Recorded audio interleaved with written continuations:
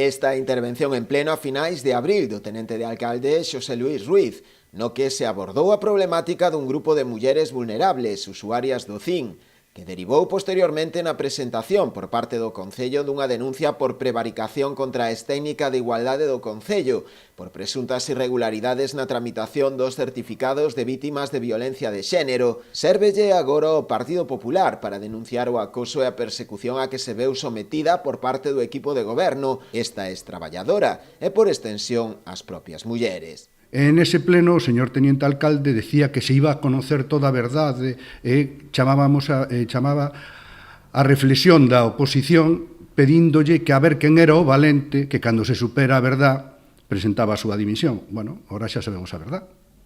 A verdade é que a técnica do CIN non cometeu ningún delito, que era todo correcto, e eu non lle vou dicir se é un valente, non? Porque me parece unha boutade por parte do señor teniente alcalde, pero, bueno, eu sabemos que ele é un campeón e que supoño que ele dará o primeiro paso para presentar a súa dimisión. Dende o PP tamén piden unha desculpa pública por parte do alcalde, tal e como el solicitaba dos grupos da oposición, que se fixeron eco daquela desta problemática. Ao final, o que decíamos en aquel momento, nós si queremos as mulleres, o que pasou.